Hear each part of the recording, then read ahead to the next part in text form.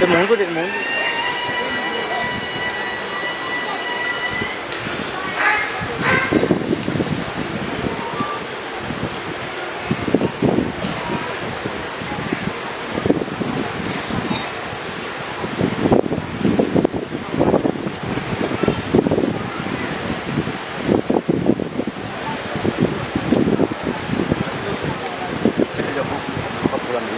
तुम चले जाइए, तुम चले जाइए। मेरे को निकालना पड़ेगा तुम अरे फिर इधर का शूट नहीं होगा फिर ये ले लेगा उसको। अरे उसको नहीं मालूम, रुको अरे अभी अंदर उधर जा नहीं सकते कोई। चलो ठीक है, आगे पूरा सखी गीत रामायण या आजच्या कार्यक्रमासाठी उपस्थित झालेले महाराष्ट्र राज्याचे लाडके मुख्यमंत्री नामदार देवेंद्रजी फडणवीस साहेब यांचं मनपूर्वक स्वागत।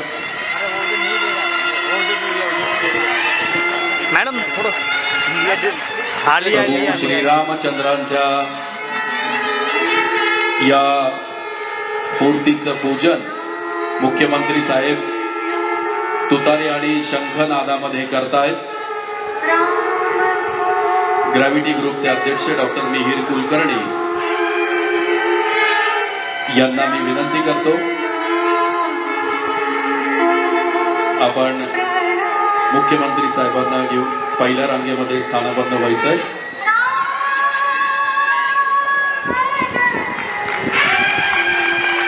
व्यासपीठावर उपस्थित महाराष्ट्राचे लाडके मुख्यमंत्री माननीय श्री देवेंद्रजी फडणवीस साहेब आणि सर्व मान्यवर, त्याचप्रमाणे समोर उपस्थित सर्व रामभक्तांना माझा सादर जय श्रीराम।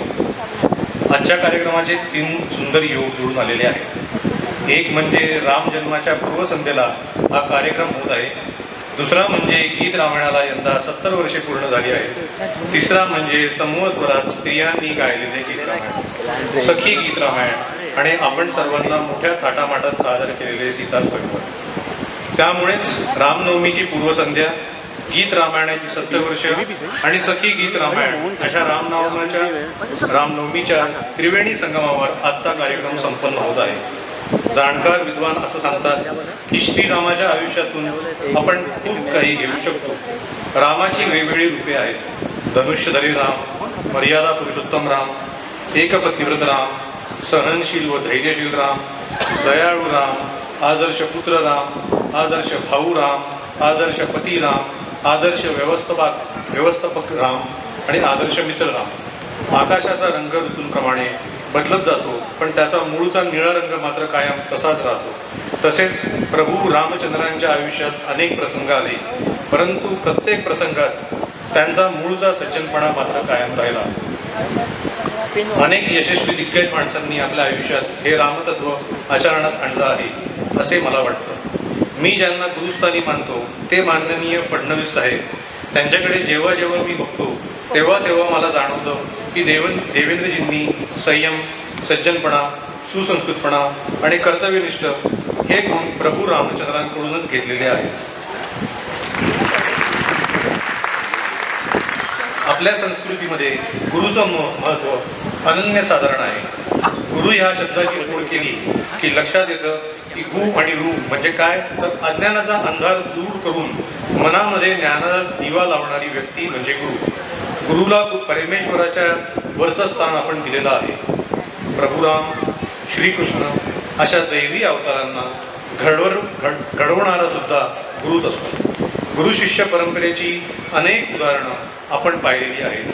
प्रभू श्रीराम, वशिष्ठ आणि विश्वामित्र ऋषी, श्रीकृष्ण आणि संदीपानी ऋषी, अर्जुन, द्रोणाचार्य, चंद्रगुप्त मौर्य, चाणक्य, स्वामी विवेकानंद, परमहंस यांच्यापासून ते थेट भारतरत्न लता मंगेशकर, दीनानाथ मंगेशकर, भारतरत्न भीमसेन जोशी, सवाई गंधर्व, भारतरत्न सचिन तेंडुलकर, रमाकांत आचरेकर सर यांच्यापर्यंत गुरु शिष्यांच्या जोड्या आपण पाहिलेल्या आहेत। वर उल्लेख केलेल्या शिष्यांइतका मी गुणी नक्कीच नाही, परंतु मी भाग्यवान आहे की मला देवेंद्रजींसारखा गुरु लाभलेला आहे।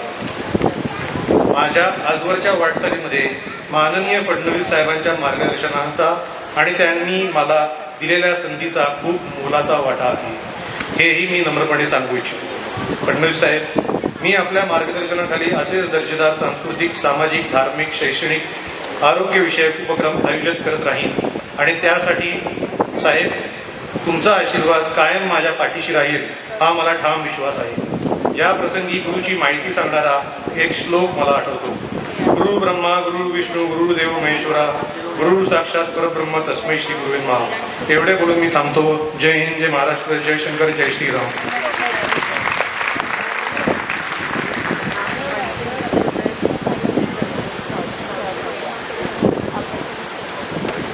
यानंतर मी मान्यवरांना व्यासपीठावर यायची विनंती करतो. सर्वप्रथम मिरजींना विनंती करतो आपण मान्यवरांना घेऊन व्यासपीठावर मेधा कुलकर्णी, आमदार भीमरावजी तापकीर, आमदार हेमंत रासने या मान्यवरांनी कृपया व्यासपीठावरती यावं अशी विनंती.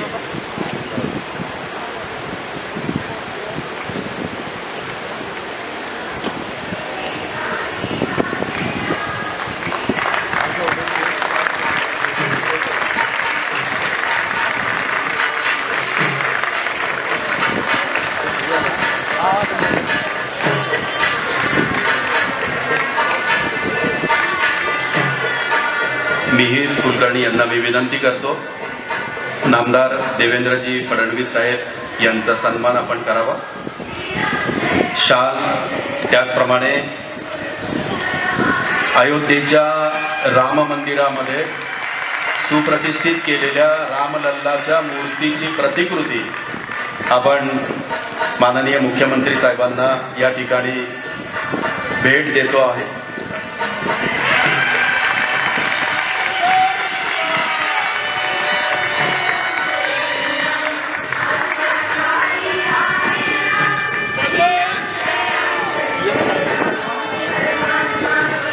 धन्यवाद. यानंतर सौ मीना कुलकर्णी यांना मी विनंती करतो आपण खासदार माननीय डॉक्टर मेधा कुलकर्णी यांचा सन्मान करावा.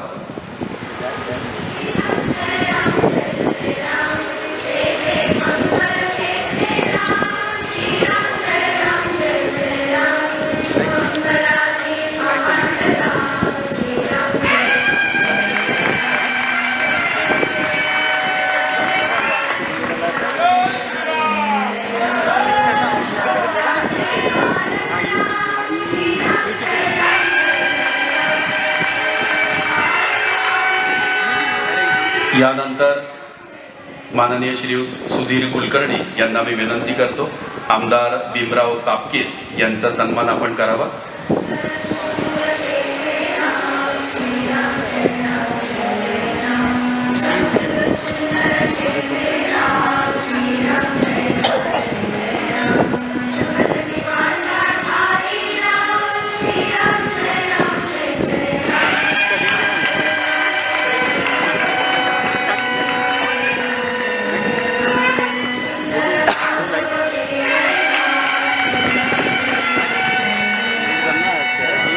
यानंतर प्रसिद्ध वास्तुशास्त्र तज्ञ पंडित शिवकुमार श्री यांना मी विनंती करतो आपण माननीय आमदार हेमंतजी रासने यांचा सन्मान करावा.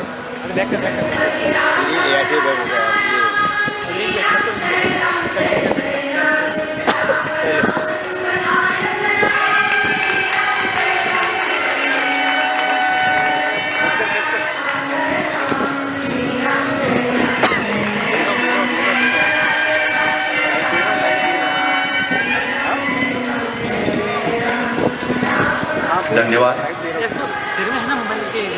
सर्व मान्यवरांना मी पहिल्या रांगेत स्थानापन्न होण्याची विनंती करतो आणि महाराष्ट्र राज्याचे लाडके मुख्यमंत्री नामदार देवेंद्रजी फडणवीस साहेब यांना मनोगत व्यक्त करण्यासाठी आमंत्रित करतो. हनुमान की, उमापति महादेव की, बोलो जी भाई सब संतन की, सनातन हिंदू धर्म की, गो माता की, भारत माता की, छत्रपति शिवाजी महाराज की, धर्मवीर छत्रपति संभाजी महाराज की. सखी गीत रामायण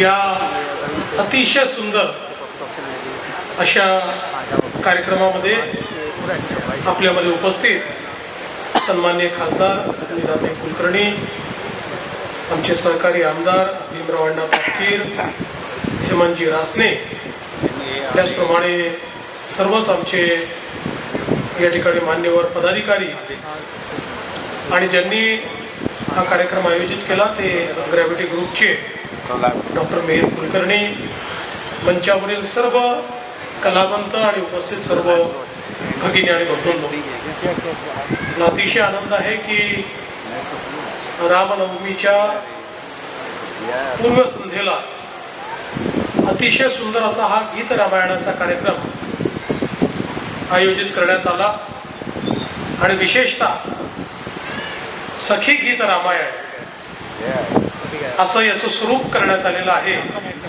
आणि आताच आपण श्रीराम सीतेचं स्वयंवर देखील या ठिकाणी अनुभवलं। आपल्याला कल्पना आहे की गदिमांनी आणि बाबूजींनी 7 दशकांपूर्वी या गीत रामायणाची सुरुवात केली आणि अक्षरशः हे गीत रामायण अजरामर झालं।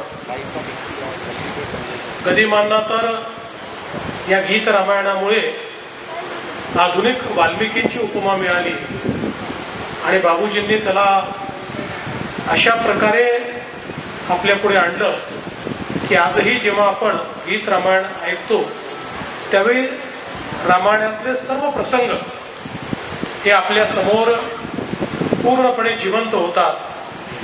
याच्यामध्ये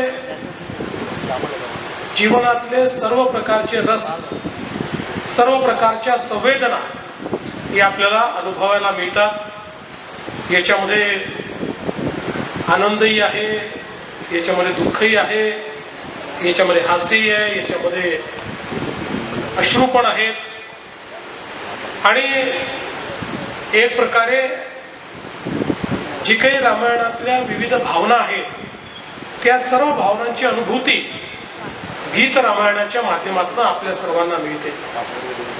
आपण प्रभू श्रीरामांना युगपुरुष म्हणतो। आपण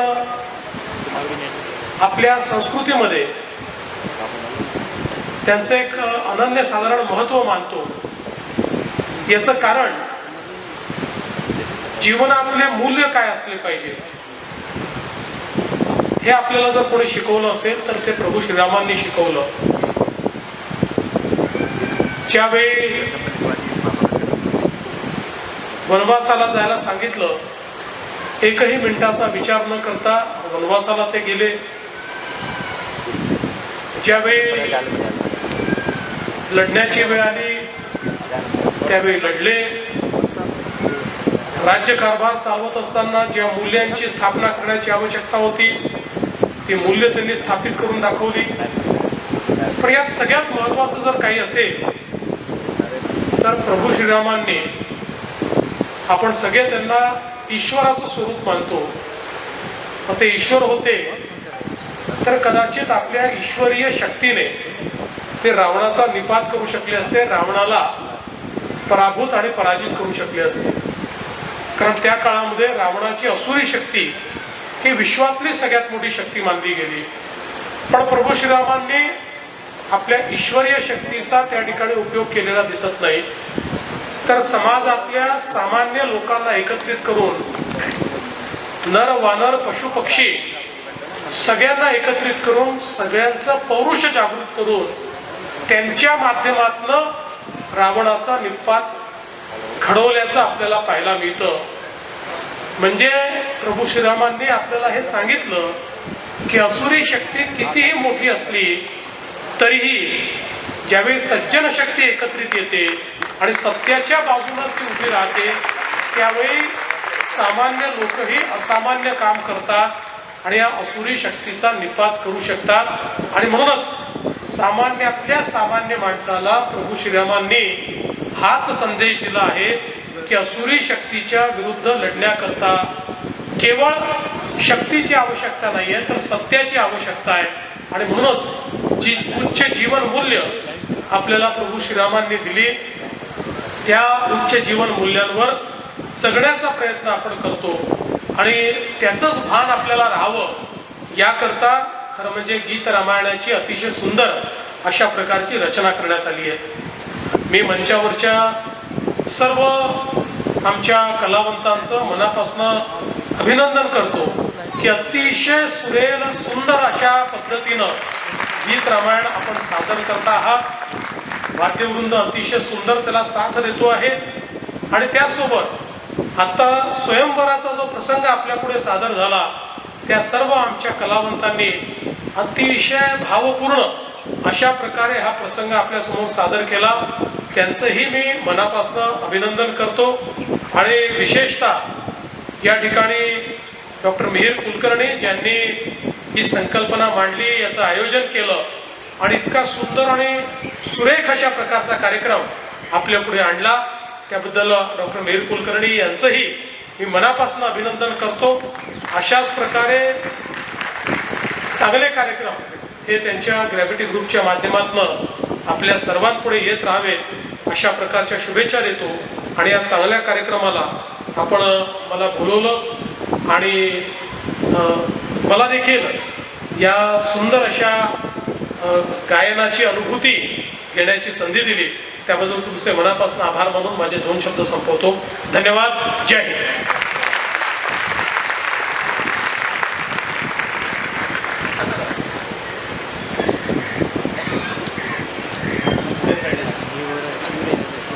सखी गीत रामायण सादर करणाऱ्या सर्व कलावंतांच्या बरोबर नामदार देवेंद्रजी फडणवीस साहेब यांचं एक छायाचित्र आमच्या आठवणीसाठी। सुप्रियाजी या चित्रताई।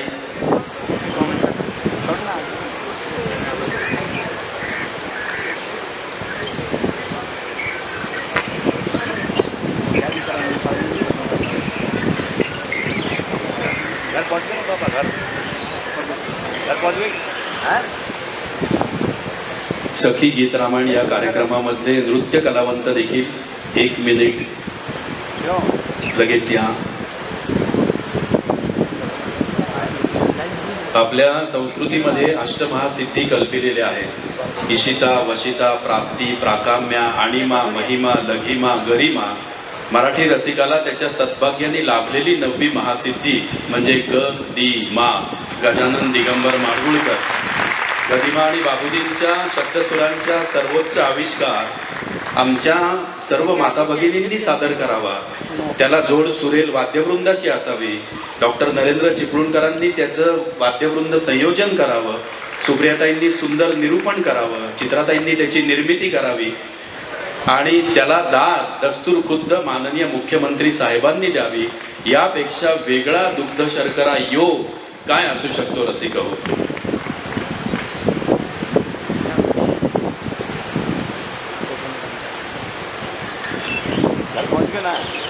महाराष्ट्राचे मुख्यमंत्री असे आहेत की कलावंताकडे पाठ करून मी बसणार नाही, हा सुसंस्कृतपणा जोपासणारे आहेत। त्यामुळे त्यांचं वर्णन करताना आम्ही कायमच म्हणतो, महाराष्ट्राला तळहातावरच्या रेषांप्रमाणे जाणणारा सुसंस्कृत नेता म्हणजे आमचे देवेंद्रजी फडणवीस साहेब।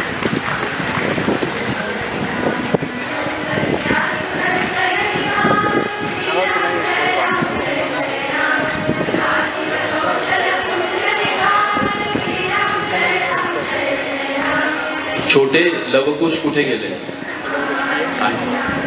अच्छा,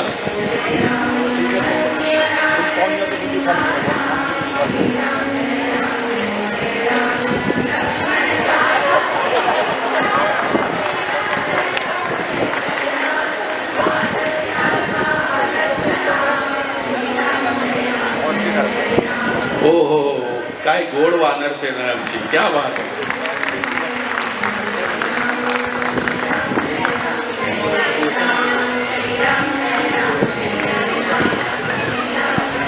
आम्ही माननीय मुख्यमंत्री महोदयांचे औपचारिक आभार मानत नाही तर मनापासून कृतज्ञता व्यक्त करतो। त्याचबरोबर सर्व मान्यवरांचे देखील खूप मनापासून या वर्षीच्या रामनवमीच्या या पावन अवसरावरती माननीय श्री देवेंद्रजी फडणवीस साहेब हे एक सर्वात आदर्श नेते हे आहेत, हे सर्वांनाच आपल्याला माहिती आहे। त्याच्यामुळे त्यांच्यासारखा योग्य माणूस या वेळेसाठी आम्हाला वेळ त्यांनी दिली, त्याच्याबद्दल आम्ही त्यांचे मनपूर्वक आभार मानतो। सखी गीत रामायण आणि सीता स्वयंवर या भव्य प्रस्तुतीमधून प्रभू श्रीरामांच्या चरित्राचे कोणते पैलू लोकांपर्यंत पोहोचणार? प्रभू श्रीराम हे कायमच त्यांच्या आदर्श स्वभावासाठी, सज्जनतेसाठी ओळखले जातात. आज ह्या रामनवमीच्या एवढ्या सुंदर पूर्वसंध्येला आज जवळपास 80 बायका सखी गीत रामायण प्रस्तुत करत आहेत. त्याच्यामुळे आज गदी माडगुळकरांच्या व बाबूजींच्या गीत रामायणाला 70 वर्ष पूर्ण झालेली आहेत. त्याच्यामुळे रामनवमीची पूर्वसंध्या, गीत रामायणाचे 70 वर्ष आणि 80 बायका ज्या एकत्र परफॉर्म करतायत, तर हा एक खूप सुंदर त्रिवेणी योग इथे जुळून आलेला आहे. तुमची गॅरंटी संस्था आणि हा कार्यक्रम यांचं कॉम्बिनेशन कशा प्रकारे झालं? मी स्वतः शंकर महाराज मठचा पुण्याचा अध्यक्ष आहे, लोक सर्व ठिकाणी अध्यक्ष आहे व मी माझं एक गाव बळेगाव दत्तक घेतलेलं आहे, जे तालुका वैजापूरमध्ये आहे. तर तिकडे पण आम्ही बरीच मंदिरं बांधलेली आहेत व त्या गावाचं पण उद्घाटन जे आम्ही दत्तक घेतलं 2020 मध्ये, ते माननीय श्री फडणवीस साहेबांच्या आशीर्वादाने झालेलं होतं. त्याच्यामुळे आध्यात्मिकता आणि माझा एक मूळ स्वभाव आहे, त्याच्यामुळे हा कार्यक्रम आम्ही आज आयोजित केलेला आहे. आणि प्रेक्षकांना एक संदेश द्या, तसं प्रभू रामचंद्रांचं चरित्र होतं, मर्यादा पुरुष होतं, त्यांचे स्वभाव म्हणून आज आपण कसे आचरणात आणले पाहिजे. या कार्यक्रमामधून मी कुलकर्णी, ग्रॅव्हिटी संस्था आणि रामनवमीच्या अनुषंगाने असं 5 क्लब. आज प्रभू श्री रामांचं जे चरित्र आहे आणि जे त्यांचे तत्वनिष्ठता आणि जो त्यांचा एक स्वभाव आहे, तो प्रत्येक युवकांनी आणि प्रत्येक महाराष्ट्रातल्या आज जनतेने आत्मसात केला पाहिजे. आणि आपण कसं त्यांच्या प्रकारे वागू ह्याच्याकडे आपण लक्ष दिलं पाहिजे, असं मला वैयक्तिक वाटतं. धन्यवाद. या. आदरणीय मुख्यमंत्री माननीय श्री देवेंद्रजी फडणवीस साहेब हे स्वतःच एक एवढा मोठा आदर्श आहेत महाराष्ट्रासाठी की त्यांच्या म्हणजे रामनवमीच्या या पावन अवसरावरती